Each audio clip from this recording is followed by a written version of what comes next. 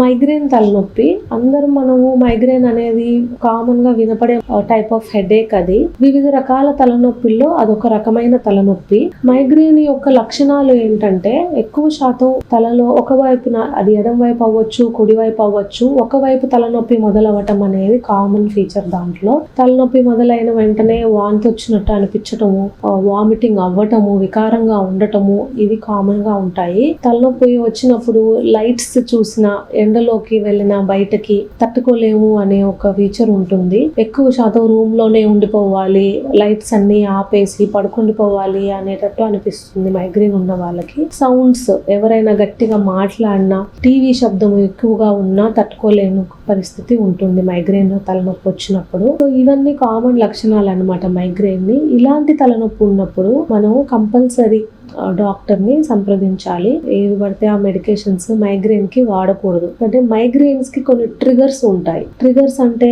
ఈ కొన్ని ఫీచర్స్ వలన హెడేక్ వచ్చే ఛాన్సెస్ ఎక్కువ అవ్వటం ఉంటుంది. సో ఏంటి ఆ ట్రిగర్ పాయింట్స్ ఏంటి? ఒకటి, కొన్ని రకాల వాసనలు, లైక్ ఫర్ ఎగ్జాంపుల్ కొన్ని పూలు, పర్ఫ్యూమ్స్ వాసనలు, అవి పడవు. అవి ఏంటంటే ఈ మైగ్రేన్ ని ప్రొవోక్ చేస్తాయి అన్నమాట. ఇంకొకటి ఫుడ్, మనం తినే వేరియస్ టైప్ ఆఫ్ ఆహారంలో కొన్ని రకాలు మైగ్రేన్ ని పెంచుతాయి. సో ఏంటవి?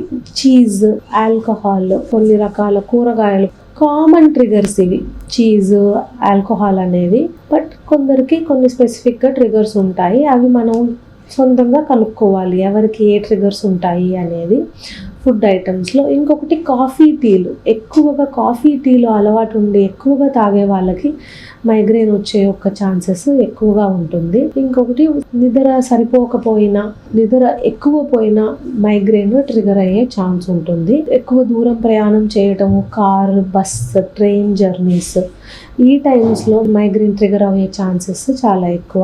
ఇంకొకటి, ఎండలో తిరగడము, సన్లైట్కి, లౌడ్ నాయిసెస్ ఉండే ఏరియాస్కి వెళ్ళటము, ఇలాంటి చోట్లకి వెళ్ళినప్పుడు మళ్ళీ మైగ్రేన్ వచ్చే ఒక ఛాన్సెస్ ఎక్కువగా ఉంటాయి. బట్ ఈ ట్రిగర్స్ అనేవి మనం ఐడెంటిఫై చేసి నాకేం ట్రిగర్స్ ఉన్నాయి అనేవి తెలుసుకొని వాటిని అవాయిడ్ చేయడానికి ట్రై చేయాలి. అప్పుడు మైగ్రేన్ వచ్చే ఛాన్సెస్ తగ్గుతుంది.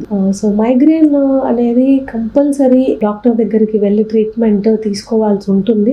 యూజువల్ గా మేము ఇచ్చే మెడికేషన్స్ తో పాటు ఈ ట్రిగర్స్ అవాయిడ్ చేయటము, లైఫ్ స్టైల్ చేంజెస్, టైంకి నిద్రపోవటము, టైంకి ఆహారం తీసుకోవటం, డైలీ షెడ్యూల్లో చేంజెస్ ఉండకూడదు. ఒక రోజు 1 గంటకు తింటాము, ఒక రోజు 2ంటికి తింటాము, అలా చేయకూడదు. ఫుడ్ టైమింగ్స్ కంపల్సరీ మెయింటైన్ చేయాల్సి ఉంటుంది. నిద్ర టైమింగ్స్, రోజు 10 o'clock అంటే 10 o'clockకి.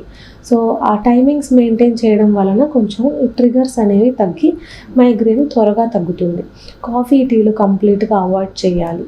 Exercise, daily minimum exercise at least 15 to 20 minutes a day compulsory exercise చేయాల్సి ఉంటుంది.